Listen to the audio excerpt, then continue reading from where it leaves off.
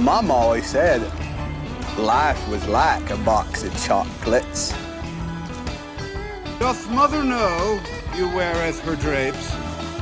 Life moves pretty fast. You don't stop and look around once in a while, you could miss it. It's the Al Travis Show. We've got him, Garrett Jackson, with us to talk sports. Garrett, how you doing today, my friend?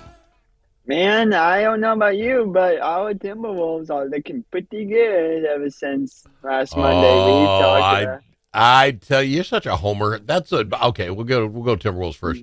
Let me find them. So the Minnesota Timberwolves, of course, I think on a 5-game winning streak, which is great. Nothing wrong with that. Yeah. But we have been playing a lot of big people. Here's the issue: when you look at the Western Conference, Garrett, we are in 7th place. We're still in a play-in situation with 4 games to play.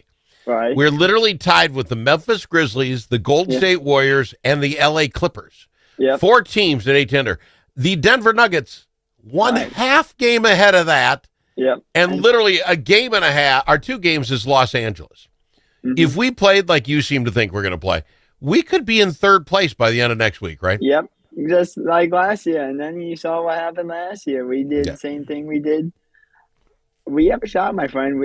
And you look at our schedule, we have Milwaukee, Memphis, who's now in the play-in tournament, and then Brooklyn, at home against Brooklyn, and with the Utah Jazz. See, but this is my problem with that. Okay, let's talk this through real quick if we can. I don't know that we can beat the Bucks tomorrow. Could we beat them? Yes, we could. But Giannis just had a 35-17-20 game. I mean, they are figuring something out. Right. That will not be a gimme, I guess. Maybe I could say that. Now, Memphis is literally in the same spot we're in. They're in 8th place, same wins and losses. They're in playoff mode, too. Ja Morant could change that game in a heartbeat. I don't know that I could tell us. I wouldn't put my check down on it. You know what I'm saying? I'm not betting my check on it. Last 2 games, Brooklyn and Utah, we should beat them if we want to play. Right. But I'm telling you, we could go 2 for 4 in our last 4. And I'm telling you, I think that's play-in position. I'm hoping I'm wrong. But am I crazy with that analysis? Nope, not at all. But I will give you a little bit of a chance. I think I saw Damian Lillard for the Bucks is out, so we don't have to play him for the Bucks game. So that saves us a little bit. Yeah, that does help. But you're not wrong here. I just don't trust Memphis after what happened with the coach. I mean, who fires the coach a week or 2 before the playoffs? And how come we haven't heard why? Yeah, that's a really concern. And now you see they were in 4th place when he got fired, and now they're in 8th place. That's a really bad mistake. Are you more concerned about the Nuggets, who now have lost 4 in a row and are half game from going from 4th place to 8th? Yeah. Is it just me, or did we break them? Like, we broke the Denver Nuggets because they can't hold a lead versus us any time. I've said this so many times. We saw it in Game 7, and that I don't know if you stayed up to watch that awesome game. No. We played. It was awesome. You know, Westbrook just gives up on the team. And then that is so funny. We broke them. And they're broke right now. They got to figure something out. And I think they have the talent to do it. But, wow, the Lakers, again, only two games ahead of all of this pack. And the weird thing about that is they just made the biggest trade for the biggest guy of all time. And I don't see it necessarily making him all that much better. They're 5-5 in their last 10 games. None of these teams are safe. But I say the same thing about your Minnesota Timberwolves. I'm sorry. These next 2 games, if they want to do this, go win all 4. Yeah. Right? I agreed. I totally agree with you on that one. Good. Yeah. You got to win all 4. 3 out of 4 won't help, but you can't split them. Let's talk a little about the NCAA if we can. The big March Madness is coming up tonight, the end of the tournament. I had Florida winning. How do I put this? I want to say that this Final Four, good games. You see all number ones, you don't have the Cinderella to root for, I get it. But a 79-73 win Florida over Auburn, that's a good basketball game. Yeah. The other side, Duke loses 67-70 to Houston. Great ball game. Yeah. Duke flushed it down the toity, going to be honest. Right. But those are 2 really good ball games. That makes people watch. And the reason I throw that in, I'm not trying to rip the women, but the women's UConn over South Carolina, 30-point different, 82-59. Right. That doesn't keep people watching. You're just not going to spend your time. So your thoughts on the game tonight? Is it going to be tight? Florida's got a 1.5 point buffer is what they're giving them over Houston. Who do you like, my friend?